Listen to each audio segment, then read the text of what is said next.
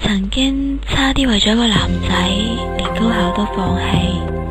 而最後換來嘅只係一句再見。從嗰分鐘開始，我發誓以後都唔再相信靚仔，唔再輕易咁付出自己嘅感情。估唔到我呢個傻妹竟然會俾，如果俾我追到，你一定會好幸福噶，因為我一定會對你好好。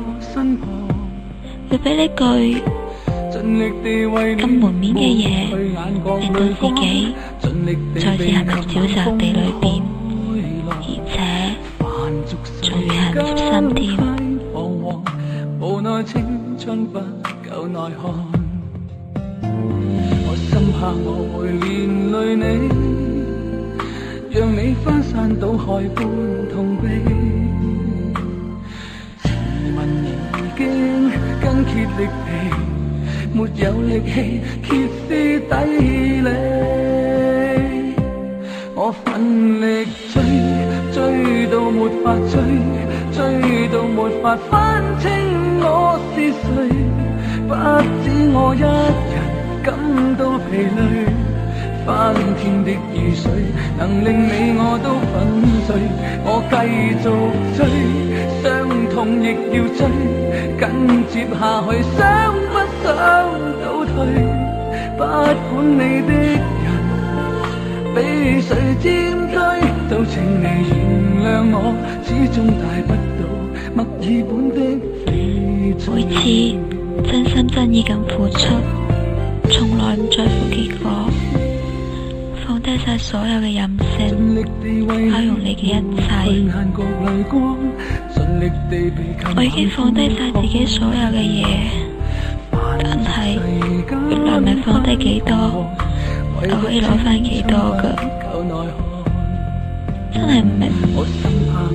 點解呢個世界上仲有我呢種咁鬼死蠢嘅女仔㗎，俾人呃完一次又一次，真係唔知你個心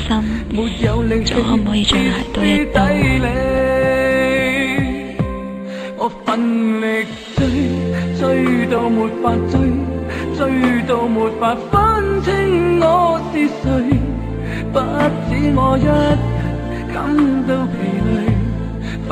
天的雨水能令你我都粉碎，我繼續追，傷痛亦要追，緊接下去想不想倒退，不管你的人被誰佔據，始終愛不起無與火的差距，我繼續追，傷痛亦要追，緊接下去想不想倒退，不管你的人被誰佔據，都請你原諒我。過多2日，我將會離開呢一度，去開始我嘅事業。我諗遲早有一日，你會知道，失去我係你嘅損失，你會後悔㗎。